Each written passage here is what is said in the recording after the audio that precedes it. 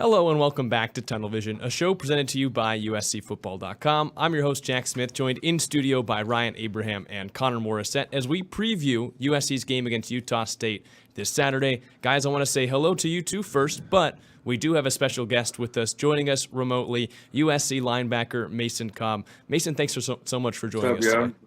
Of course, thanks for having me on. So I want to ask you first, we talked with Lincoln Riley this morning about your status for the game this coming Saturday. He mentioned that you were questionable. From your eyes, what do you think needs to go right for you to be able to see the field, and how are you feeling? I'm feeling good. It's really up to Coach Riley at the end of the day. So any questions about that kind of stuff, he can answer that for you guys. All right. Well, Mason, we thank you for coming in and joining the show. It's a little different. We've had a bunch of your fellow teammates on, and everyone was great. So no pressure on you, but everyone we've had on has been great, like some really good personalities. So we're looking forward to chatting with you. This is the first time we've kind of done it as part of like our Tunnel Vision show. We're doing 2 shows a week. So thanks for doing this. Hopefully we can keep doing it. And thanks again to House of Victory for setting it up. But first I wanted to talk to you, give you a chance to talk about like what your work with House of Victory has been like, how rewarding it's been, and what kind of stuff have you been doing with them? They've presented a lot of opportunities. Either working with the Boys and Girls Club, the food bank, just events around LA. I went to the Grand Prix. That was a pretty cool event. Being able to meet people outside of the sport and network and stuff like that. I think that's the biggest thing for sure. Mason, we all watched that great LSU win. I know last year was frustrating. What was it like to come out on top in a big game against a ranked opponent? I know you gave the game ball to your dad after. That was a really cool video to watch. What was that experience like? You had the big interception at the end of the game. A lot's changed since last season. Yeah, for sure. The LSU game, man, is one of my, one of those games that stick in your mind forever. Throughout my career, I played, big time games in NFL stadiums, and that one was just, man, something different about that game. About the energy, about the the fire that we had built up during the off season. Being able to let it out on another opponent. I think that was the best feeling was being able to put all our work together and show it versus another color. Mason, there was some news that came out today, and Jack, you might have the picture of this, but the Coliseum, the peristyle end of the Coliseum, is going to have a couple new numbers there, number 5, and the number you wear. Really blessed. Yeah, it's Caleb, number 13. Congratulations, man. Yeah, well, so I guess, are you going to keep wearing the? People want to know. You keep wearing the number, and I guess you'll be the last USC Trojan player to wear that number. Yeah, I guess I will be the last one. Big shout out to Caleb, man. That's a great honor. Be looking at that 13 in the Coli the rest of the season. It's my lucky number, so hopefully that will give me some luck on Saturdays. That'll be a fun trivia question in the future. Who was the last player at USC to wear 13? It'll be Mason Cobb. Mason, I'm curious about Danton Lynn. So it's only one game, but the turnaround with USC's defense just looks so different than last season. What makes him such an effective teacher, and how is he able to get so much out of you guys so quickly?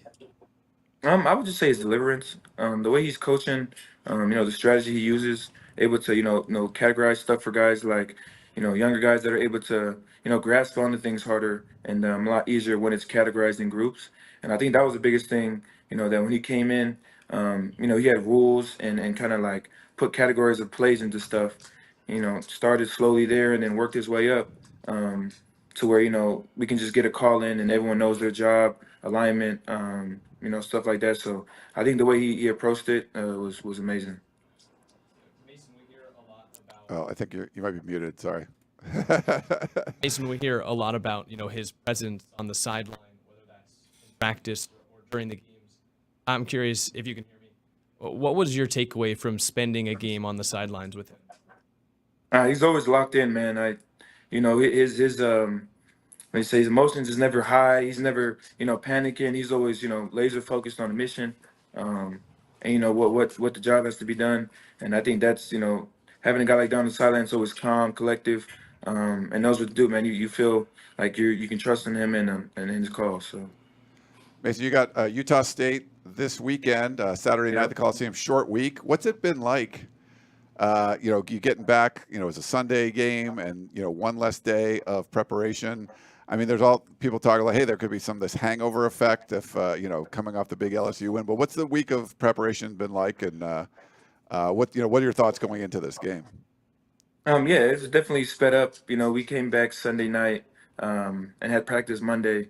So we had a quick turnaround, just getting back in the field, get back in the film room. I think the coaches did a really good job at calming everybody down. We're all excited. We had a really good game on defense, but we're nowhere where we want to be at this point. We're never going to be satisfied, and I think that thing that the coaches are putting on us too is, man, the ceiling is so much higher than what we did on Saturday, and we're a little disappointed in the way we played because a lot of plays that happened, we made mental mistakes and kind of gave them those were gimmies, and I think as a defense when you're giving teams plays. And all it takes is a little fix, a little, big communication. That's something we're looking for. We're very perfectionist, like, Deant. He's very like that too. He wants to make sure everything is right, and if it's not, we'll find a way to fix it. Mason, and I think the guys are bought into that. So. Sorry to cut you off there. 2 plays from the LSU game with you stand out to me. The first, that 4th and goal in the first quarter when LSU was moving the ball down the field, and you get pressure on the LSU quarterback and force an incomplete pass, and then at the end getting that interception. Could you walk us through both of those plays? And with that first one, how big of a confidence boost was that? LSU was moving the ball, and I think people were probably saying, oh, the defense looks a little better, but if the LSU scores, we're still going to have some questions. How big was that stop, and how did it feel to get that pick?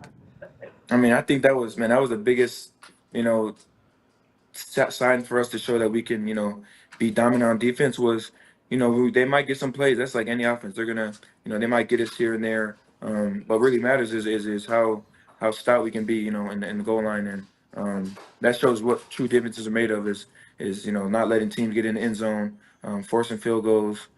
So being able to get that call from Lynn and have me be on the pressure.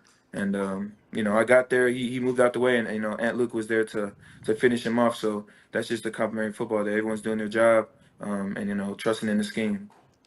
You talked about you guys aren't satisfied. I can tell you from all the USC fans we talked to, they're very satisfied with the effort that they saw was going out there. I mean, we've talked to a lot of the transfer guys that have come in on the defensive side of the ball, and they were like, yeah, we had to do 118 reps because USC was ranked 118th last year or whatever. You guys kind of forced them into it. As one of the holdovers, one of the guys that was here last year, like, how satisfying was it to know that the defense went out there and you felt like, I guess you could answer this. Do you feel like you're carrying your share of the load in this game where maybe it didn't happen as many times last season? Yeah, for sure. I mean, you're on the sideline, and man, I wish I could, you guys could understand how it feels, but you kind of have a feeling that the outcome of the game. You're gonna go out there and you guys are gonna have get a stop, offensively run back the field. You just can feel it, especially when you have guys that are very high energy. Man, it just all game it was just confidence, next play mentality, and that's what we did. So. Let's talk about Matt Entz, Mason. The linebacker play in that game was tremendous. Yeah. What is different about Matt Entz compared to some other linebacker coaches that you've had in the past? I know he has all that head coaching experience, but just the way you guys played, you look so well coached. What about Matt Entz prepared you so well? Oh man, just like you said, with his experience, around college football, he's able to, see things on the field. When we have the iPad now, he's able to point things out and get it fixed immediately. And he does a really good job at speaking to us. There's never any out of line stuff, and it's just, man, it's all respect in that room. And I think that's what's bringing us together the most is we can joke on the sideline, talk about serious stuff. He could tell us to get our shit together, and then we do it. So we have a good relationship with him. Mason, we got to see. Oh, you're so we have some issues with your microphone. We'll kind of play with that. Yeah, so to follow up with Matt Entz going on there, people were asking me like, hey, what do you think about the linebacker group? And I'm like, when we talked to him, and to go from a head coach that's won a national championship or 2 national championships, and then now you're like coaching the position coach. I mean, what he told me was, hey, I'm the head coach of the linebackers. And the feeling I got from that was he is not going to let the linebackers fail. Because, I mean, you've been around for a couple of years, the second year, but I've seen this kind of happen at USC where it didn't seem like you got the production you needed out of the linebacker, which is like the core of the defense. I was convinced. I'm like, he's definitely going to get this group in shape. I mean, do you feel like it's just as a unit, you guys are executing, not individually, but just as a, better as a unit overall? Yeah, for sure. I mean, stuff on the sideline, like, we have a trainer, Sean. He's super high energy. He's just yelling at us, screaming, like, make sure you guys are hydrating.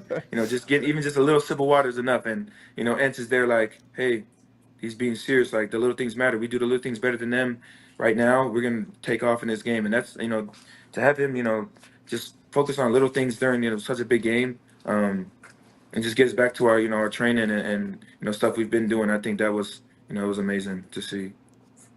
Mason, if you were a high school recruit on defense and you had a chance to look at USC right now, what would you tell a kid in high school about what it's like to play for this defensive staff? Because it just seems like with Danton Lynn's NFL pedigree, how we prepared you guys and all the assistant coaches, it seems like the defense right now is in such a good spot. What would you tell a premier high school recruit who is looking at USC on the defensive side? Man, the coaching staff is like no other. It's just like the dream team of coaching, man. You get a bunch of transfer coaches in. They're topping their job, and they all come together to create one goal. Man, it's amazing, to have guys like Coach Henney and Coach Nua, and Coach Entz. All those guys in Taylor Mays, Buki, those guys, man. Just having them around, you get a feel of greatness. You get a feel of they're always telling you that you can do more than what you think you can, and man, those coaches really believe in us, and I think that's pushing us to the highest level we can get to. And Mason, we got to see in a video that USC posted today a pretty cool post-game moment with you and your family and tossing them up the game ball. At what point did you realize that you wanted to go over and chuck it up to them? And what has your family meant to you in your 2 years at USC? Yeah, I mean, I knew where my family was at pregame. They started cheering. I could hear them. So man, right when that ball was in my hand, I knew exactly where I was going with it. They do so much to just be there for me. Just to support me, and that was just me showing my appreciation and love to them. Just showing that I do this for them, and that they're a big help and reason why I'm I'm in the position I am today. That was a big celebration there on the field. I mean, it felt like I was texting with people, administrators and stuff. They're like, it felt like you won a playoff game or something. It's only the opener. Yeah, it was awesome. It felt like it was a bowl game or a playoff game. Confetti everywhere. It was awesome. It was awesome. Yeah, well, we have a few questions, if you don't mind answering, from the Peristyle, the message board over at uscfootball.com. We'll try not to get too crazy with some of the fan stuff. And I do want to let everyone know, with the game Saturday night, 8 p.m., Utah State. I know Mason can't go, unfortunately, but some great food if you want to go to the House of Victory tailgate. We've been going for the last couple of years. It is awesome. I wish I could participate, man. Y'all be eating good over there. Oh, because they got the Rex going on. Rex, I got to meet the owner at the Rex with Brett Nealon after the game at Mandalay Bay. Have you been? You've gone over there and you've done. Yeah, I've actually met the owner. Okay. We had a little event there maybe a couple months ago with some basketball players and stuff. So. Hey, Rex Steakhouse is the real deal. Yeah. That's some good food over there, man. Yeah, they cater at the tailgate, so if you want to go to housevictory.com, and they have all the information over there if you want to check out the tailgate. If you get there early, you'll meet me and Connor, and I think Ahmad will be there. Maybe, I don't know, see if Jack wants to show up, but yeah. Let's get to some questions. Bammer4SC wants to know, I forget, but one of your teammates mentioned how they felt like the LSU offensive line was tired at the end of that game. Did you feel like that they were tired and you were better conditioned? And how helpful was all the weight gain that you guys went through in the offseason at the end of that game? It just felt like in the trenches at LSU they might have been ranked higher, but they were tired at the end of that game. Could you feel that? Yeah, I mean, I for sure feel like we were, dominating them, especially on the front line. Rotating some guys in, getting fresh legs in. I think the D-line was dominating that O-line, and maybe they weren't ready for what we had. They might have assumed that we couldn't go like that. But man, we put in a lot of work in this offseason to points where guys are almost getting broken. I think the coaches pushed us to a point where, like, man, no matter what, like, nothing's gonna be able to break us this season. And I think that preparing for the offseason, you're building armor, you're building mental strength, you're building camaraderie. You can tell who's going to be with you in those moments. And that's what the D line just destroyed the whole day, just domination, domination. I believe I saw one of the LSU offensive linemen had a concussion. That came out today, so just really physical. QA Wizard wants to know, in the LSU game, it appeared the team was playing faster and thinking less. Does the new defense give you less to think about and free your mind to react faster? Please expand on the new scheme and what you think allows the team to be so comfortable and so quick to the point of attack. Yeah, I mean, I can't really go into like details of the scheme, but and like I said before, the way he structured everything, for us able to put it in categories, certain names mean certain coverages, in terms of cover 3, cover 2, stuff like that. So you can make a call, what coverage you're in, where the front is set, where your help is at, and you can just play. So, yeah. You mentioned the iPads real quick, but also with the in-helmet communication, like how was that when plays were coming from the sideline? And I think Easton Mascarenas-Arnold got it a lot, but what was that I can't like? remember. I can't remember who exactly had it in the game. I think it was a Keeley. But man, it was so loud in that game that headset I don't think did anything for us. Really? We were still Okay. looking at the signal. But yeah, no, we've done it in practice. I've used it in practice. Easton's used it in practice. It's really helpful when it comes to tempo and stuff like that. So excited to use it, throughout the season for sure. Crown City wants to know, what brought you to USC initially, and more importantly, what kept you here after last season? I mean, that's an easy one. What brought me here was, the ability for me to grow as a player, and prepare for the NFL. I think, USC has everything I need. All the resources, all the alumni, everything that can prepare me for life after football.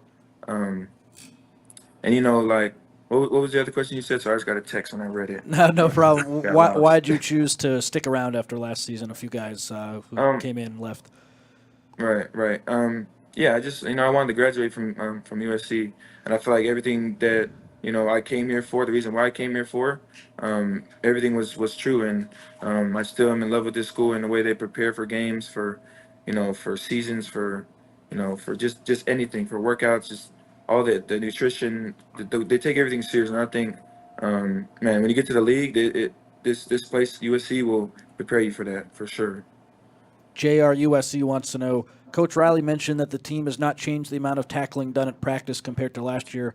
Given this, what do you think has changed that allowed you guys to be so much better at tackling against LSU? I mean, I'd say confidence. We do a lot of tackling drills, but then at the end of the day, it's all about how hard you squeeze.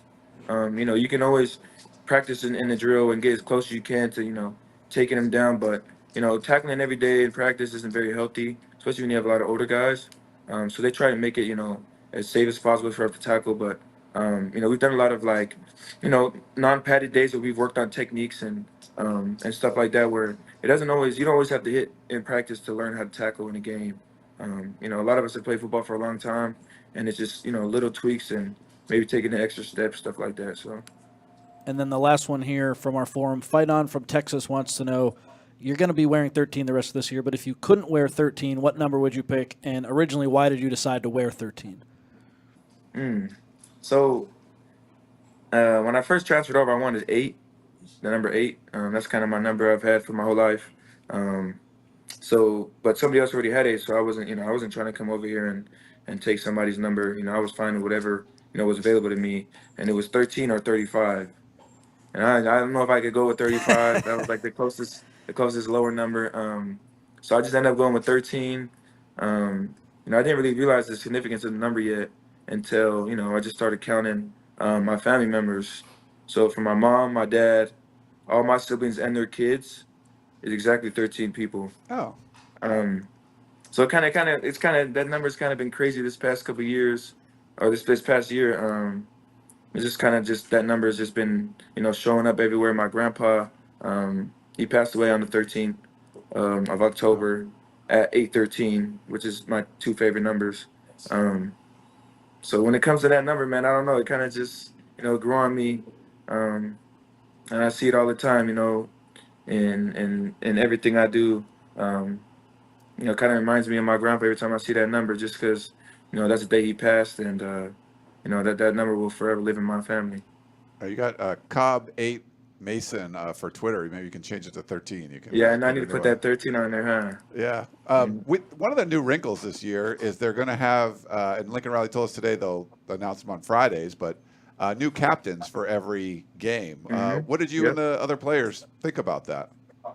I think it's awesome, because you have guys that are captains all year round, but there's multiple captains on the team. Like, guys don't have to have the label to be a captain. A lot of the older dudes have earned that title. To the point where we have multiple guys we could have 20 captains on the team just because we have that many guys that can fill that role and that players look up to. I think that's why the coaches did that, is because, not every week, someone's going to be, leading how it's supposed to be. Like, some person, might get put in a position to be a leader and, grow from that. And, he's just trying to put people in different positions, give guys opportunities to lead teams, and just kind of see how it goes. One of the guys that was a captain last week, Kyon Hudson, made a couple of great catches, and we had a pretty good photo of it. I'm curious that from the sideline, what was your reaction when you saw him make the first of those crazy catches? But me and Easton, man, I remember that exact catch. It was like we knew right when we grabbed each other. We grabbed each other. We're like, no way, like that's the ESPN top 100. Like, that's a play, dog. That's like might have been the best catch I've ever seen in my career in person. Easton said the same thing. That's exactly the words we used. But that's the best play I've ever seen with my two eyes. I don't know if he went around flaunting it at all, but he was on SportsCenter top 10 twice. He had 2 of the top 3 plays, because that one that he made later in the game, I know he said it was difficult. With the targeting. Yeah, with what that meant to the game, what was your reaction when you saw that one? That one scared me, because that was a big time, like, play in the drive. I was like, why did he try to go with 2 hands? Just stuff like that. But, man, Kyron's a dog, man. He did that all off season. Man, he's got one of the best hands I've ever seen, and he's very humble, man. He's not the type of guy to go flaunting around. He puts his head down, he does his work. But that boy makes plays. He gonna be a little flashy with it. So, man, shout out to 10, man. He had a great game. All right. Well, anything else? I think we just want to. I know we're gonna let you go here. You got to get ready. It's weird Saturday night, the 8 p.m. game. You all right with that? That is weird. We're gonna be in the hotel for a long time. I'm not looking forward to that, but at least we'll be able to watch some football. Watch some of my friends play. Do you do that? You watch the games while you're getting ready, or waiting? Oh yeah. I mean, shoot. Last weekend, man, I was itching to play, man. Watching those games from Thursday all the way to Saturday, and so yeah, it's I love watching football on Saturday. Yeah, well, you did have your own window at least. It was really well viewed. Oh yeah, you guys put a good beautiful showing view. on. Yeah, so beautiful view. That was really good. But you crushed it. We really appreciate you coming on. Thanks to you, Mason Cobb, and House of Victory for setting this up. They've been awesome. Every time we have one of you guys on, it's been amazing. So thanks again for taking some time out with us. You got your dog there? Or we want to put the dog? Yeah. Put the one shot of him up and let's see. We got So Nate Clifton brought his dog. We got to see. Oh, look at that! There he is. What's his name? Trying to play with his ball. His name's Rasta. Rasta, nice. Good job, buddy. Yeah. He's about 10 months. Yeah, a little Belgian Malinois. Yeah. How long have you had Rasta? I got him after the bowl game, or after our UCLA game last year. Oh, nice. Adopted him from a rescue, $50, and then just been raising him, since. All right. Well, thank you again, Mason. We really appreciate you coming on. We'll take a quick break, everybody, and we'll come back and we'll let Mason go off and do his thing, play with Rasta. And thanks so much for coming on again, man. Yeah, we'll see y'all Saturday. All right.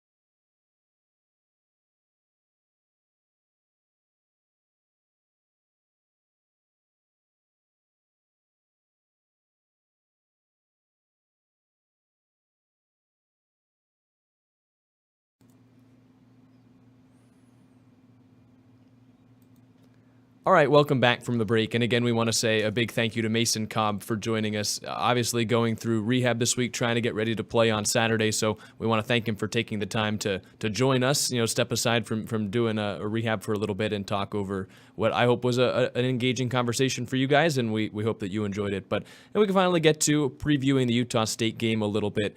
USC had that big win over LSU in week 1. It almost feels like a bit of a schedule letdown to play Utah State on a short week in week 2, and talking with some of the players this week about that and how to mitigate the levels of maybe a potential hangover coming back from Vegas. I'm curious as to what your guys' thoughts are on USC trying to avoid, a potential letdown in week 2 because of just how big week 1 was compared to this week. Yeah, it's tough. I mean, we asked Mason Cobb about it. It did feel like you were winning a bowl game or something. So to come back on a short week and be like, hey, we just celebrated like we won this huge game, and now we got to get ready for, Utah State. It's like, okay, so I think things could be a little bit different with that. So I think there's the potential for the hangover. But I think him talking about that the defense just, it wasn't good enough, and from everyone else that watched it was like the defense is like way better than what we saw before. It doesn't seem to me from like talking to them they're going to be sitting on their laurels for any of this. So I like what he said about it, and it is a short week, kind of getting ready for things. But I feel like defense is motivated enough that they want to put together a couple of good performances, and the offense is really trying to prove something in, hey, we can go without Caleb Williams, we can put up a bunch of points. They didn't put up a bunch of points, they put up enough against LSU, so I could see where, hey, we want to get the run game going more. Some of the offensive linemen want to prove, hey, we belong here, that the young guys like the Alani Noahs and Elijah Pages of the world. And we saw them spread out the ball to a bunch of wide receivers, but maybe someone does have a huge breakout game, 150 yards, couple touchdowns, something like that. So I feel like there's enough sort of meat left on the bone here that they're not going to be like, we'll just go into the bye week and play Michigan in 2 weeks. I feel like this is one of those things where everyone's going to be motivated to play and play hard. So if I was worried a little bit about the hangover effect, I think just even talking to the players this week and Mason just now, I don't think I would be as much.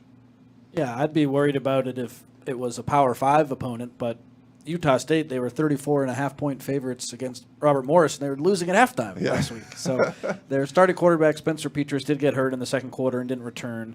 And then Bryson Barnes, the Utah transfer, who USC fans know very well, came in, and he didn't play that great until the second half. They played a lot better in the second half. But the point is, this Utah State team, I mean, all that they've been through, their coach getting fired, and you're Utah State, you're taking 1 million guys from the portal every year, because if you're any good on Utah State, you're probably taking a step up. Like, between the roster changeover that they've had, the coaching problems, and how they started that first game with some injuries, their star running back was out for the season, Robert Briggs Jr. He was averaging 9.8 rushing yards per carry in that Robert Morris game, and then he breaks his leg in the third quarter. So it's one of those spreads. I'm a little surprised USC isn't favored by more, which maybe makes me a little nervous picking USC, because I think they should be favored by, like, if Utah State was favored by 34.5 against Robert Morris, I feel like USC should probably be favored by more than 28.5. But either way, I don't really fear the hangover game, because you're going up against an opponent that's just not that good. Yeah, you bring over the defensive coordinator from New Mexico State. New Mexico State. They weren't very good on defense there, but then he gets elevated to become the head coach. You're like, okay, that's a little bit different. He did bring over a bunch of defensive players from New Mexico State, but like I said, it wasn't a very good defense. I think their leading tackler came from a Division II. He's a Division II transfer, one of their linebackers. But they bring back a veteran offensive line, but it wasn't a great offensive line last year. Like you said, I think of a young running back they like, but the one guy gets hurt. They have a 1,000-yard receiver from last year that's coming back. Bryson Barnes is someone that can hurt you just with his legs. USC fans saw that. If he ends up being the starter, it's questionable right now, but my guess would be he ends up, being the starter there. But they got some playmakers. I think, he could extend some drives. But I think there's enough sort of potency on the offensive side that it's going to fire up the defense. I think it's going to put some pressure on them to get pressure on the quarterback. I thought they were really disciplined up front against LSU, and I think you have to do that. And for a quarterback that can take off and run, you can't let him do that. I think he had like 80-something yards in that rushing. in that game. So I think it's a pretty good sort of test up front. I think defensively, just a bunch of guys that were playing at the lower level schools and stuff last year. It seems like it's going to be a lot for them to kind of stop what USC has going on there. But you never know. You got to kind of wait and see. But for Miller Moss, he's only played against ranked opponents, so this will be like his first time starting a game where it's a team. He's done some mop-up duty stuff and he looked pretty good. He was leading the team in rushing touchdowns 2 years ago. I think he had a couple before Caleb got his going. But so I feel like I don't know if it's going to test the offense a whole lot, but I think there's some pieces that can test the defense that, it's only had like one really good game. I think they played good in the Holiday Bowl too. But especially with a mobile quarterback, I think you can push things a little bit. So you got to be on your toes. But I think overmatched is probably going to be a word we use a lot later on in this game. I think it is kind of the perfect smaller school for USC to play, though, when you want to see what this defense has, because Utah State, no matter who that they have, runs that spread out offense. They like to run no huddle, work the ball really quickly, put up a lot of points, and they had one of the top scoring offenses in the country last year, especially for the Mountain West. So a group like that has a smaller school All-American wide receiver, his name's Jalen Royals. He will be a big impact player. He'll test USC's defense. And then to have them prepare for two quarterbacks and have one of them be a rushing quarterback. I think it's a good week where in a game that USC should win and it should be one of the easier games of the year, it's still going to test them in some ways. So I think when you look at the schedule and you know that you're playing one of those teams in week 2, it's good that it's Utah State because I think it makes sure this defense doesn't rest on its laurels after just 1 week, and it'll test them in a variety of ways. At least the secondary will be challenged a little bit. You mentioned Royals. Kyrese White is another receiver, older guy who caught 2 touchdowns against Robert Morris. So if the USC front doesn't generate as much pressure as maybe we expect, the secondary could be in for a small test. I also like their kicker's name. His name is Elliot Nimrod. That's a pretty funny Yeah. He had a 50-yarder last week, career long. Yeah, and he was solid. I think he was 3 of 3. So if for whatever reason the game's close and Utah State has the ball at the end, they have the ability to get in field goal range. I don't think any of us predict that's going to happen, but their kicker's got a funny name. It's just one of those games where USC should go out there and let's see Jade Maeva. Let's see some of the other younger guys. I don't know if in the third quarter all those guys will play, but the fourth quarter for sure. I want to see the backups. I want to see guys audition for roles in the future and maybe even for this season. This is the one game on the schedule where you would look at it and say, okay, this is the one we should win by a lot of points, and let's get some of our guys who aren't going to play a whole lot into this game. Yeah, the Aggies I think they're solid special teams wise. I think there's enough like good coaching and decent players that if you aren't on your game, they can make you look a little bit. Now, is it going to be like San Jose State where you have what was the dude's name that caught 3 touchdowns last year? What was I forget his name? But Nick something. What was his name? Whatever. It's definitely Nick Nash. Nick, yeah. Do you want a guy like you want Royals to catch 3 touchdowns? No, I don't think you want something like that to happen. I don't think you want Utah State to score 3 touchdowns. So no, if you want to cover the 28.5, which we'll do our picks, I guess, a little bit later on. But I feel like it's one of those things. Connor's right. When USC's won these sort of games, and you just weren't able to put teams away early enough where you could go out and play a bunch of the young guys. Now, they rotated a bunch of guys on defense, maybe not as much in the secondary, but you'd like to see some of the other offensive linemen get in. You'd like to see Jane Maeva get some, game reps, just like Miller Moss would early on in 2022. There was fewer of that in 2023. You want to see more of that because it's not just good for, you're beating an opponent by a lot. You can play some of the backups, but it's good for the development of those guys and for the future of the program. I think we saw that for years with the Clay Helton teams. They just weren't able to put away bad teams, and then all those guys had no experience, and when they had to be thrust in there, it's just like, okay, well, they never got to play at all. If you can take care of business against teams you should that are outmatched, then you get those guys some time. So that's what the focus should be. Get a big lead, put a bunch of guys in, let them play, see if you can keep the lead or maybe build on it. And I think that's where you're going to go. By then, it's going to be like 11 p.m. in the fourth quarter. I don't know how many people are going to be in the Coliseum at that point, but it's going to be a late one. We're going to be working late. Yeah. Oh, yeah. I don't even think they need a big lead. I went back to the San Jose State game from last year, they had all of the sophomore receivers play on the first drive, the now sophomore receivers who were freshmen last year. Like that was the first game, and they all got in on the first drive that USC had the football. So I have a feeling that you might see them even earlier on in the ball game. Doesn't mean it's going to be guys all the way down the depth chart or Jaden Mayava in the first quarter, but I think those guys are reserved for when there's a bigger lead, but I think we might see guys that didn't play at all against LSU get some play before the big lead is even developed in the first or second quarter. Maybe that's a guy like Elijah Hughes, who was Lincoln Riley was asked about, Dan Lynn was asked about, guy that didn't play against LSU, but you'd like to see make an impact. I remember he put some flashes on during that San Jose State game last year. So I think it'll be interesting to see who those next guys up are, and I don't think we will have to wait too long to see them play because of what Lincoln Riley has shown as a tendency in these kind of games in the past. How about a guy like Desmond Stevens, who Lincoln Riley was asked about today? If Mason Cobb can't play, Stevens is someone who could potentially start at linebacker for USC in this game. And Ryan, on our podcast, we were asked which true freshman is going to have the biggest impact this season, and we were struggling to come up with a name because there's so many experienced guys ahead of a lot of these freshmen. But Stevens, based on what Riley said today, and just based on how he's practiced, it sounds like he'll have a chance to not only play this week, but could play into the future. So I'm excited to see him. I think Jide Abasiri, the true freshman interior defensive lineman, has had a really good camp and a good start to the season. He's someone we could see. So this could be a game where we probably won't see a ton of true freshmen all season, but we could see him in this one. And to Jack's point, it might be earlier than I even anticipated earlier. Forget the second half. We could see some of these guys a lot sooner. So who's a guy that you guys would like to see make a little bit of an impact, or you'd like to see get some runway? Could be a true freshman. It could be anyone else that we haven't seen a whole ton. Who do you hope is on display in the Coliseum this weekend? I'd like to see a little Rajon Davis.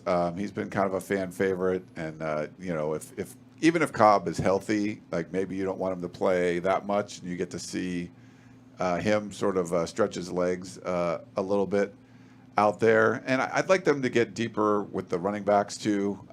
It was mostly Woody Marks and Quentin Joyner, but maybe you'll see some, I'd like to see some Brian Jackson, some Amarion Peterson. I think there's going to be some opportunities there. Just get the running game going. I think it was effective. They ran the ball when Miller was completing those intermediate routes, and Woody could pop something.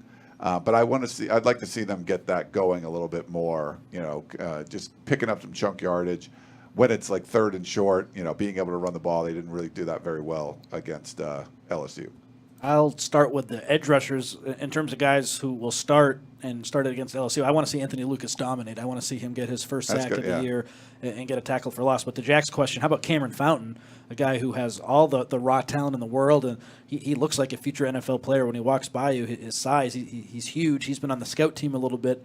I want to see what he can do in a competitive game. And then I think this is big for your offensive line too, because I made a big deal about how the depth on the offensive line, I was nervous about it, and I think that has to still be a concern, because if one of those guys, those starting five, do go down, then it's Tobias Raymond maybe getting thrown into the mix, or Micah Banuelos, or Gino Quinones, who does have more experience but is coming off of an injury. If we can get some of those guys, if you're a USC fan, some competitive reps, then that's significant, especially later on in the season. If there is an injury, you might feel a little bit better about throwing one of those guys in, because right now they really don't have a whole lot of experience outside of Quinones. Yeah, a couple of points off of that. For Anthony Lucas, he doesn't have a career sack. Yeah. So to be able to go out and get one of those against a team that gave up over 3 sacks a game last year in Utah State, and that's against Mountain West opponents, not the USCs of the world, I think that would be big, not only for him, but that you could see a multi-sack game from a guy like Braylon Shelby. I think you'd like to see Bear Alexander wreak some havoc in the middle, because Lincoln Riley did tell us today he's had a good week of practice, but he had the 3rd most snaps of any of the interior guys last week against LSU, just used in spurts and had some good plays according to Riley, but we certainly didn't see him make as many flashes as he did last year, especially at the start of the season, before he kind of slowed down at the end. And then to your point on the running game, this rush defense last year for Utah State was horrendous. I mean, they gave up almost 200 yards on the ground a game. They were worse than USC was as a run defense. So I think this is a game where you go out, you flex the muscles as a run game, because this Utah State team that last year that hadn't gone through everything that they did this offseason couldn't stop the run. So I think you'd like to go out there and see them ground and pound in the Coliseum. Yeah, so it'll be, you want this to go according to plan. You're coming off a super high, couldn't get any higher to start the season. We've talked about things like, just think about where USC was heading into the bowl game. People were sort of like, do you even want to play this? and you win the bowl game, and Miller Moss looks good, and the young players look good, and it gives you a little hope for next season. And maybe the portal stuff didn't go exactly as planned. People, some questions about you hired a defensive coordinator who's only been doing it for 1 year in college. And so you needed to see something, and the players that they brought in have worked out pretty well. And then the scheme obviously looks like it's really good. So you couldn't be any higher after one game, or a shift in morale from early December to now. I don't know how much bigger it could be, but then it's sort of like if you go out and it's 28-14 or something against Utah State. So you want to go out there and just take care of business. Do what you're supposed to do. It doesn't have to be anything fancy. When you get the ball, you're scoring. When Utah State has the ball, you're making plays and stopping them. There should be, we only had that one turnover in the LSU game because there's a lot of great athletes making great plays. You don't expect that as much in this one. There's probably going to be some balls on the ground that go, the other way. There's, USC put the ball on the ground a few times and they were able to jump on it. But guys stepping into passing lanes, maybe one of those Eric Gentry tip passes becomes a pick. So I think you can get some of those to sort of like get this snowball rolling down the hill and you get an avalanche going on. That's you'd love to get to that point where it's the avalanche part. You're just blitzkrieging the heck out of them. There's nothing else going on. And it's just like, okay, this game is over. You don't want it to be like, oh, well, that looks a little curious. Why are they doing that? So we'll see, but that's kind of, if you're a USC fan, that's what you want to see. You don't want to come down off this high. You want to go into the bye week, the Michigan game, and we'll know more about Michigan when they play Texas this week, but feeling good. You don't want to feel like, oh, they took this step back against Utah State. You want to feel good in the bye week and have all the confidence in the world. And he talked about it. Mason Cobb talked about the confidence. The confidence was there. They knew they could get stops where last year you couldn't. Have all that confidence going into the bye week and then, of course, the Michigan game. Yeah, I agree. I'm just still curious why it's 28.5. Do you guys have any idea? I just feel like it's an awful matchup. Utah State's on the road. They didn't look great last week.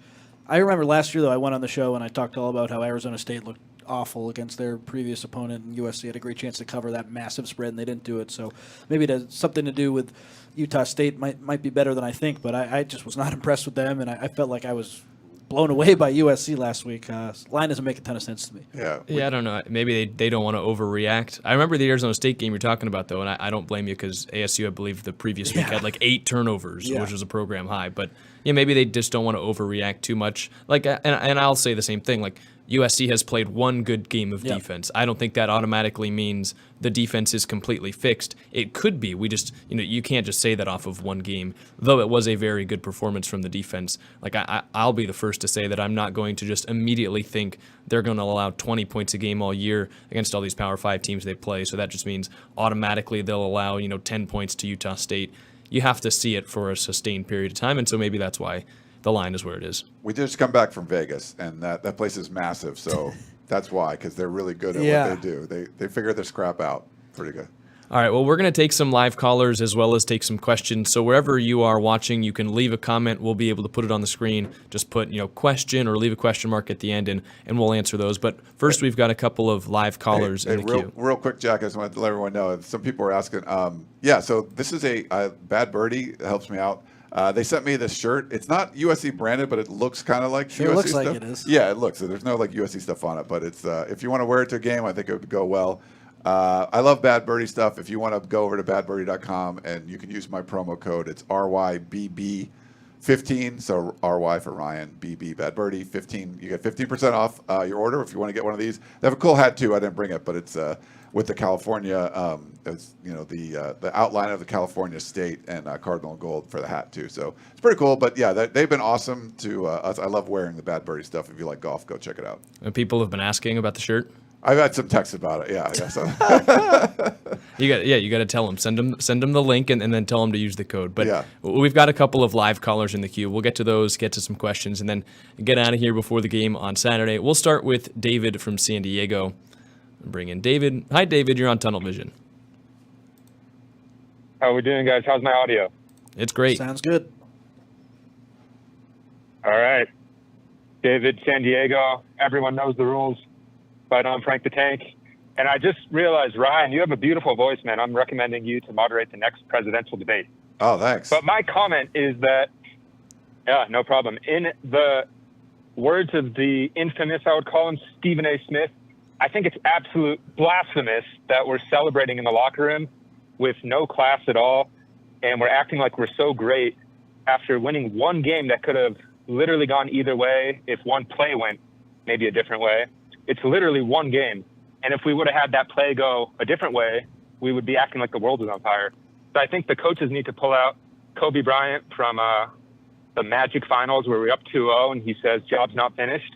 I think that would be a great mentality after winning one game by just a hair. And then my question to you guys is, why do we have literally the most explosive player in college football and we give him 4 offensive touches? I mean, let's play Branch at running back or something to get him on the field. Like, I know we have a lot of good receivers, but Woody Marks is solid, not really great. So I feel like we can get him in there at running back. Like, let's watch how Reggie Bush was used, or Percy Harvin, or Noel Devine from West Virginia, or Darren Sproles, or even Peter Warwick from the Florida State days. I mean, I can tell you guys right now that Lincoln Riley is going to be thanking me big time, and I want to let you guys know to let him know that I accept Bitcoin. All right. Thank you, David. That was a great call. Yeah. Great call. So real quick, David. Okay, this isn't Kobe Bryant. These are, okay, yeah, they get paid money now, but these are college players that were, especially guys like Mason Cobb, anyone that was on the defense, absolutely beat down, heard everything of how terrible they were, all this stuff. I mean, imagine that being a college student, like people walking by going, oh, yeah, you guys were terrible on defense. I wish you could have stopped somebody, then we could have won a bunch of games. There was just so much negativity around those guys. And for them, for Lincoln Riley to be able to go out and identify not just players to bring in to help the defense, but also that coaching staff, and that coaching staff to really bring everyone together. A guy like Matt Entz, everyone coming together and working the whole offseason. How much work did he put? You see all that muscle that was put on. Like, that didn't happen because they were watching TV. They put a lot of work in to look like they did, and there was so much that they put into this, and it was kind of like the grand opening. Like, we went to food analogies, like you've worked your whole life to open your own restaurant, and you're just trying. Maybe you had one before and it was a failure, and you redid everything, and now it's going out, to the real life. Was it perfect at the grand opening? No, but everyone loved the food.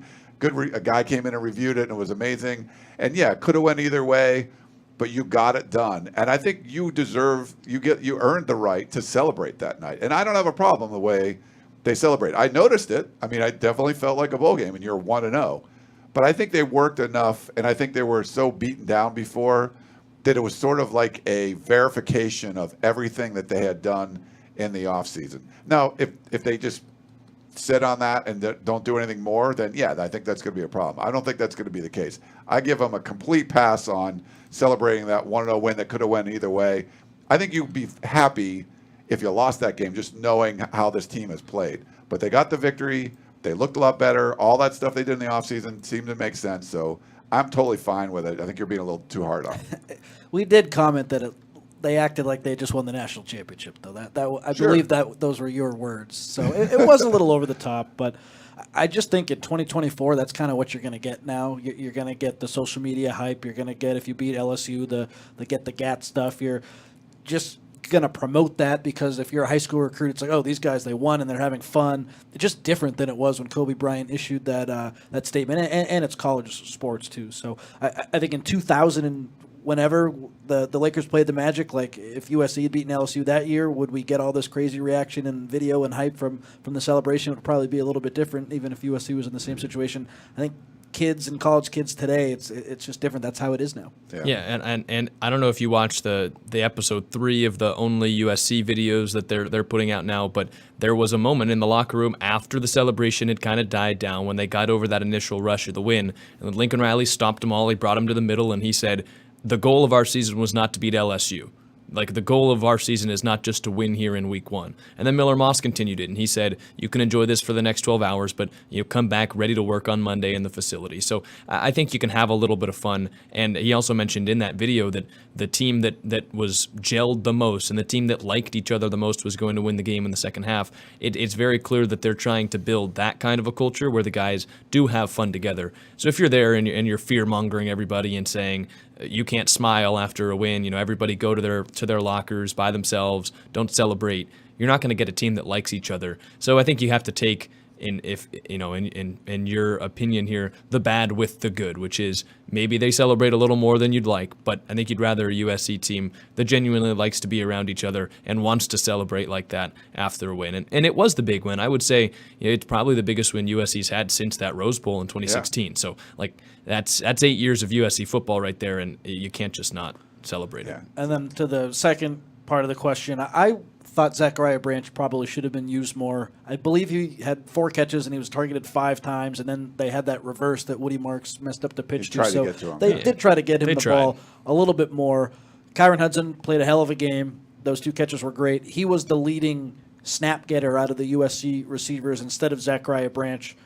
I'm not here to nitpick that offensive performance, but if I was coaching, I'd probably give Zachariah Branch more snaps than Hudson. It worked, though, what Riley did. I sound like an idiot trying to critique Lincoln Riley's offense, but I get what the caller was talking about. Like, Zachariah Branch pretty clearly I felt like was the most talented receiver in that game. Hudson made 2 miraculous plays. He also had 2 balls he probably should have caught that he didn't catch. When Zachariah Branch has the ball in his hand, he's automatically making one guy miss, and I would like to see him get fed a little bit more because I think he's a total difference maker, whereas a Kyon Hudson, a really great player in his own right, but you're kind of throwing the ball up to him and hoping he makes a play, whereas Zachariah Branch can just do things in the open field that no one else on the roster can. Yeah. I mean, you had 6 guys get 45 yards receiving or more, so it's like if that's part of the plan, spread it around, and Miller Moss likes doing that, and Branch opens things up for other people, I'm cool with that too.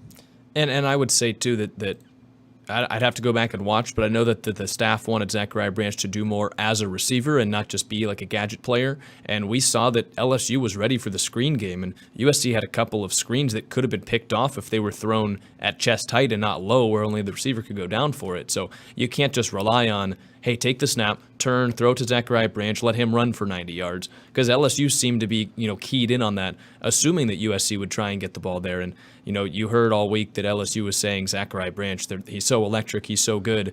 That allowed Kyon Hudson and Lake McCree to go out there and have success. So it's not as simple as, well, we have a really good player, so just why don't we either line him up at running back or just throw him the ball immediately and then let him run past everybody.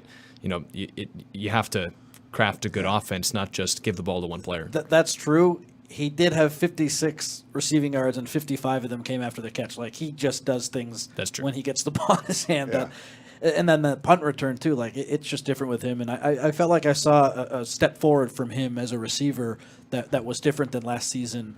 And that was certainly encouraging, and I'm excited to see what he can do in the future for sure. Yeah. If he had 5 more catches and 50 more yards, but that was Lake McCree's balls, then they would have been like, well, you didn't throw the tight end at all. It's like, what are you going to do? You spread it around. Do you really think people would say that? Yeah, where are the tight ends? I would look at it like, hey, you spread it around. The tight end's got 6 passes. I'm not going to Branch did his thing, and it was cool. You could dump it off to him and do some stuff. So I don't know. Yeah. Ryan, I found the answer to the last time that USC had a tight end make 5 catches in one game. Can you guess when it was? No idea. No clue. I don't even want to guess. All right, 2019. Can you guess who it was? Oh, it was 2019. I don't know. I don't even remember. Eric Kromenhoek at Notre Dame in 2019 had 5 catches. So, it had been a long time since a USC tight end had that much production. He's a good dude, yeah. All right, we've got one more caller in the queue. Don't see a name. We'll bring him in. Hi, caller. You're on Tunnel Vision. Hey, what's up, guys? Big fan of the show. 2 quick things, man. First, it's really good to see Solomon Tuliaupupu get back out there, knowing what he's gone through. It's good to see the kid get some meaningful reps. Was he the greatest? No, but just to see him out there was great. And 2, I need you guys not to sugarcoat it. We want to know. This thing felt hot. These guys were talking a bunch of crap.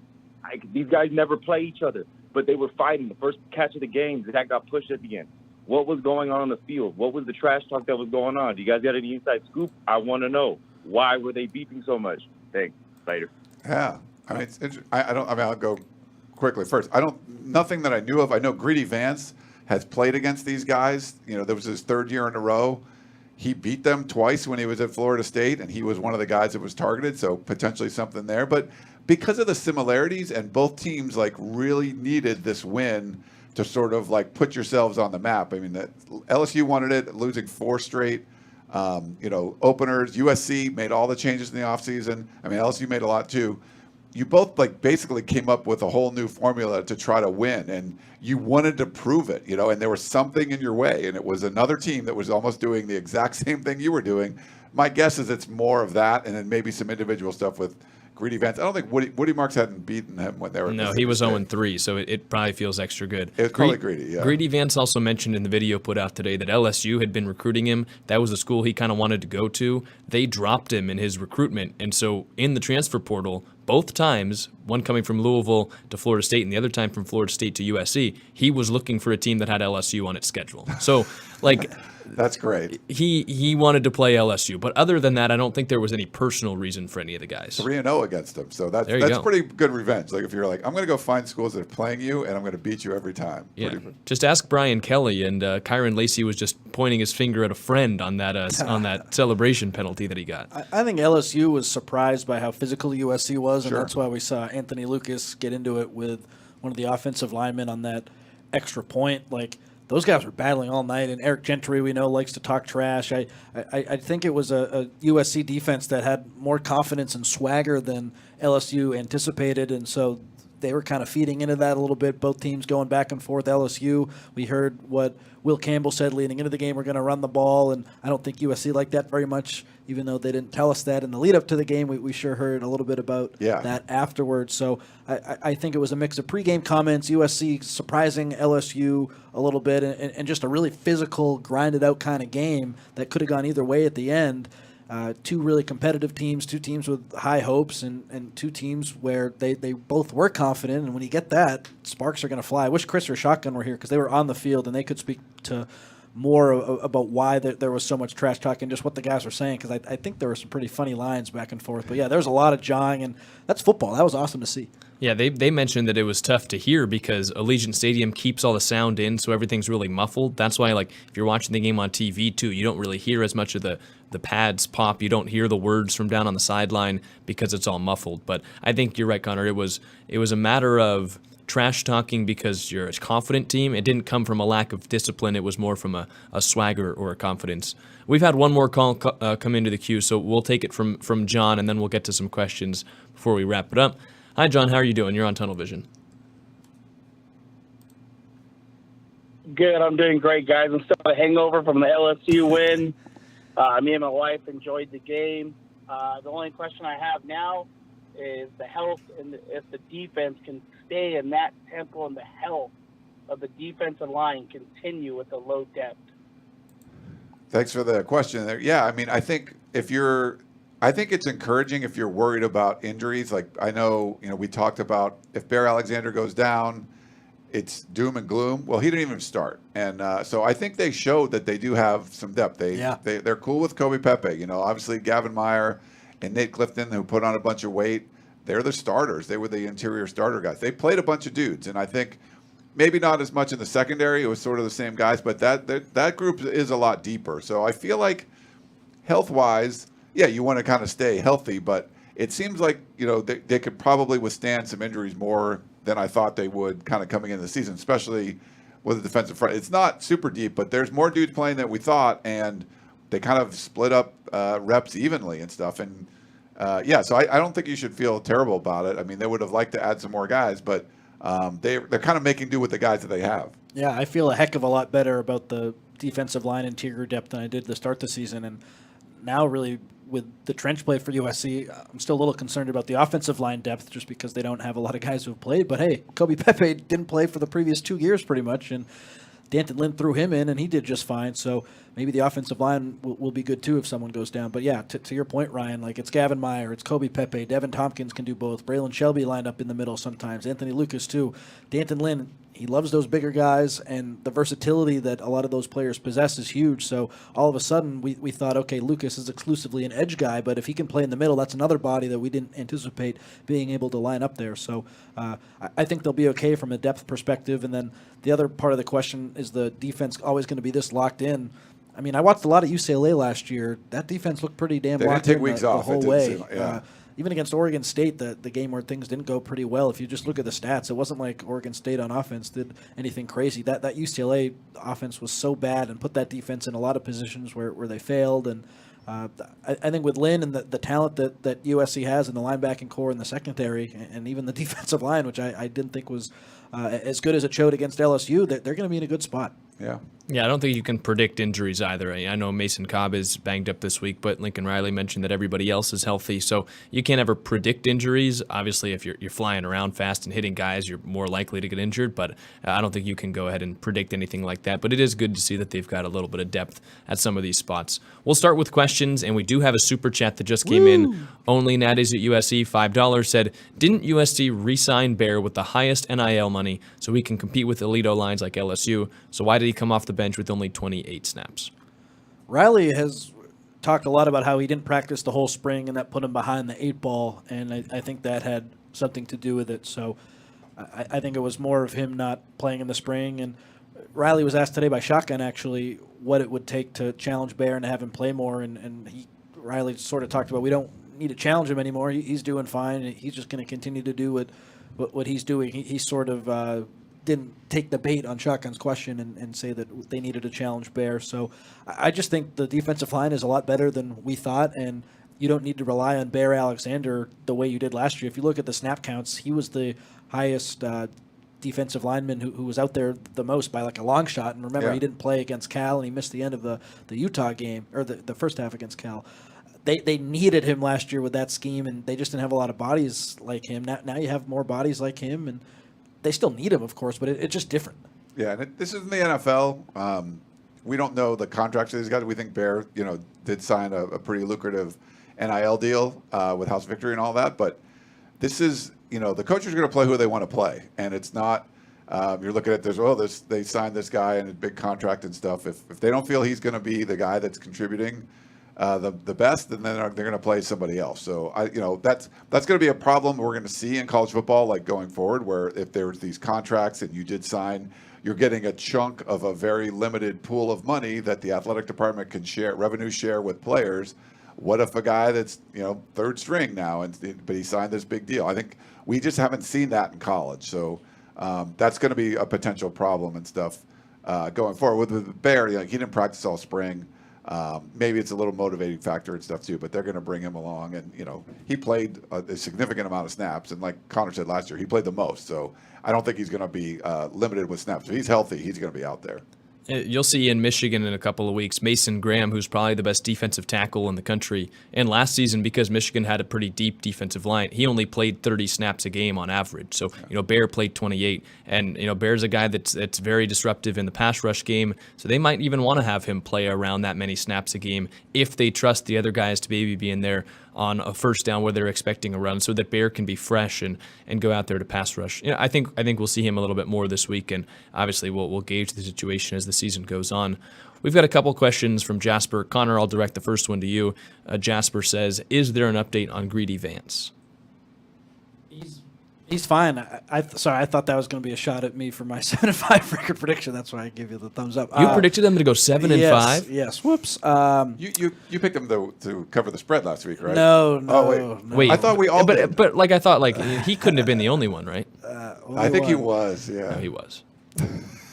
Hey, that game could have gone either way. Of course. Credit to USC. No, I think Greedy Vance is fine. He's been practicing full pads. Looks good. I believe went back into the game after he was attended to by trainers. So all good with him. And he had a great debut as a Trojan. I'm excited to continue to watch him. All right. Ryan, next question from Jasper. Will Carlin Jones get into the rotation, or is he a redshirt? I think he's a redshirt. I know that was from Ryan, but that's okay. Yeah, he's hurt right now, and I unless something crazy happens, I don't think he's going to play at all this year. This is the one non-Power 5 game, and I don't think he's going to be able to play, right? So, this would have been a good opportunity for him. The redshirt rules have changed a little bit. You could play 4 regular season games and then potentially, a bunch more. You could play in the conference championship game and the playoffs and all that kind of stuff. But, yeah, I think it's probably just going to be a redshirt for him. I have a hard time seeing him getting more than 5 regular season games in. And then we've got a question from, I don't know how to say this, but it's basically saying, does Maiyava see time this week? And we've got another one from John saying, will Zion Branch play this week? So my answer would probably be yes to both of them. Yeah, I think so, as long as Zion's healthy enough. It seems like he is. And I definitely think you're going to see Maeva come in. It was very helpful when Miller Moss was able to get in. Like I mentioned, he had a couple of rushing touchdowns early. I think it was early 2022. And you might see Maeva do something like that. But I want to watch his, his arm. I mean, he has some pop when he throws that ball. And I'd love to see some of that. And Miller got to throw some passes like early on in that 2022 season. Not as much last year. They didn't blow people away as much. But I want to see a little bit of that, but I want to see him kind of take off and run too. I'm saying yes and yes for both guys playing. Yeah, and I think you'd like to see it maybe as an audition for Jaden Maeva to see, what he could be in the future of the program. But if he's going to play in any game this year, I think the easy bet would be this one against Utah State. Andrew, on that topic, says, any concerns at all against Utah State? It's a group question. Just the hangover. Just if USC spent too much time focusing on their win and they feel like they're on top of the world and Utah State surprised them a little bit. If this game was like the opener, there's nothing competitively that Utah State does where it's like, okay, USC's in trouble here. I mean, maybe Bryson Barnes, but he might not even be the starting quarterback, and I don't think he's going to cause you any problems anymore. You got a real defensive coordinator now, so I don't think so. Yeah, just you got to watch. I mean, it is a veteran offensive line. They didn't get a sack last week, so you want to try to get some sacks. You could have a mobile quarterback that hurt you before. You want to be able to contain that. So just some of those things that, you could see that happening. But like Connor said, having a competent defensive coordinator makes you feel a little bit better about you have enough athletes to hang. Some kind of gimmicky scheme isn't going to blow you out of the water like it would happen before. So your athletes should be able to be in the right position and make plays. So not a whole lot of concern. Yes, Cigar says, what do the Trojans have to show you this weekend to convince you there wasn't a hangover after LSU? I think my answer would just be continue to tackle well and don't make big mistakes in coverage. Not a ton of busts that show that you're kind of sleeping on the game plan or not taking Utah State seriously. I'd say cover the spread, win by more than 4 touchdowns. Yeah, I think if you're seeing Jaden Maeva midway through the third quarter, that's a good sign. Then if not, if you still have to have Miller Moss out there, I think it's probably going to be a problem. Andrew says, and this is a long and complicated question, who are the top 3 players in terms of importance to the team, and what item from Trader Joe's would you make them plug? How about we each just give one, and that will top 3 players. That'll give us a group of 3. Okay, importance. Well, I have Miller Moss as number 1, and I feel a lot better about having him as 1 instead of Bear now after that LSU game. That was a big contentious thing on the site. We went back and forth. Is Bear the most important? I thought Miller was more important than Bear, and I'm saying Miller. Pounding my fist for him. And what Trader Joe's item is Miller? Oh, would you make them? I don't know. Maybe the apple cider donuts that they have. They're new and they're in season right now. He's new, and this is his season. Boom. There you go. I'll go Jonah Monheim, and he's the frozen orange chicken, which has been around forever, and it's consistently been really good. Okay, I'm going to do Nice. I'll do Kamari Ramsey because he was everywhere making big plays for the defense. He knows it really well. And one of my favorites, he's going to be it's a little spicy out there. I think he's going to be the ghost pepper chips with the onion dip. So I think that's what I'll go with. Nice. Packs a punch. One final question. Ryan on YouTube says, to finish out the show, what do you think are the biggest weaknesses on both sides of the ball for this team? Biggest weaknesses, I guess, offensive line, maybe. Depth, especially depth on the offensive line. I wonder how they'll do on the road against Michigan. But again, maybe if they had lost one of those fumbles. But the second, I'd feel worse. But the second fumble, that wasn't the offensive line's fault. That was a misplay by Woody Marks. The receivers, I obviously don't feel bad about them, but I feel like they might have some more growing pains than we anticipated, just being a lot of new guys there. But, probably the offensive line and maybe the running game. And then defensively, maybe the pass rushing, I guess. I don't know. I don't have too many complaints, though, after that first game. It's tough. I mean, it's only one game, and it's a tough opponent like that. I think you have a better idea a few games in, getting to see, playing some different caliber teams. You have a neutral site game, you'll have a home game against a tomato can, and then you get to go on the road to defending national champion, and I think you'll have a better feel for it. But I think if you were worried, if you go to Michigan, what's going to happen? I think that front could make, disrupt things. and make it so Miller Moss isn't able to go to his strengths, which is going to be throwing those intermediate routes to the great group of wide receivers. And I think same thing on the defensive side. If you're not getting pass rush, or I think they did a really good job stopping the run, but maybe Michigan is able to do a little bit more and run the ball a little bit more successfully. And if you don't get after the quarterback at all, then it could be some problems there too. I would say if you're worried, like it's probably still the lines and the kind of everything associated with the line play, but I think both were better than advertised in the opener, so you got to feel pretty good about it. All right, let's finish out the show. I know we're going to give our staff picks later, but if you're looking at that spread, Connor, it seems like you've already teased your pick here.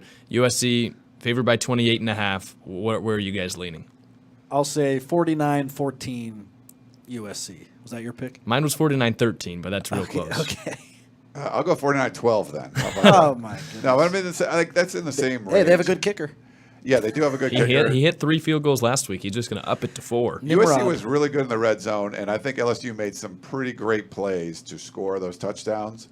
So maybe there's just going to be a few more field goals. I'm not sure, but I feel like they can cover the spread. It might be a shorter possession game if they do try to run the football a little bit more. Utah State's probably going to want to make this go as fast as possible. So I think you could see limited possessions, which puts more pressure on USC to score when they do have the ball. You don't want to see some punts or turnovers or things like that. But I feel like at the end of the day, they're going to be able to cover this one and play some of those backups in the third and fourth quarter.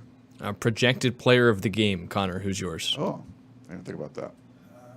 Projected player of the game, I'll say Anthony Lucas on defense, give him a strip sack. And then I guess, hey, it's only one player, right? There's only one player of the game, so I won't pick an offensive guy. I'll go Anthony Lucas. I'll do like Eric Gentry. Like I think he might disrupt some passes, maybe get an interception, sack or two. I think the unicorn back there will have a big one. All right, I'm going to take Mekhi Lemon. He was a little slower in the first week. I have a feeling that this is maybe the week that he's able to pick things up when the defense is a lot more spread out and isn't able to make plays. But that'll mostly do it for us here. If you're still around and you're not subscribed to USCFootball.com and you enjoyed listening to us talk for an hour and 12 minutes and talk to Mason Cobb, you got to go sign up. There's a 60% off flash sale right now. You missed the 75% one, so you don't want to miss the 60. Obviously, so much great content up there right now. War Room comes out late in the week. You have to be signed up because if you want an hour and 12-minute podcast of USC football, you're going to enjoy what your money can get you on USCFootball.com. For sure, and we talked about what they're asking about, like what was going on the sidelines. Maybe the best feature we have out there. The War Room's amazing. They'll be coming out tomorrow morning. But the ghost notes from Chris, he had like 3,000 words about what it was like on the sidelines at Allegiant Stadium. So many good nuggets in there if you want to go check it out. But you got to be a subscriber. And like Jack said, you're here for over an hour watching our show. You definitely want to get in there. It's just a few bucks a month, and you go and you'll have a blast with it. I think you'll really enjoy it. We'll have a recap show on Sunday after you have to get a little bit of sleep. It's an 8 p.m. game on Saturday, so we'll be there probably until 1 or 2. So sleep it off, have a recap show, and I would assume USC fans are hoping that's after a really big blowout win over Utah State on Saturday. But we want to thank you guys so much for tuning in. If you're still here, please leave a like, hit the subscribe button if you haven't already. You go over, tweet at Mason Cobb, thank him for joining the show. And again, we want to express our appreciation to him and to House of Victory for setting up that interview. It was great to get to talk with him, and hopefully we see him on the field on Saturday, and hopefully he can be healthy enough to go against Utah State. But thank you guys again so much for tuning in. I'm Jack Smith alongside Ryan Abraham and Connor Morrissette. Make sure you're checking out USCFootball.com for more. We'll have plenty of content Saturday, and we'll see you again here from the studio on Sunday.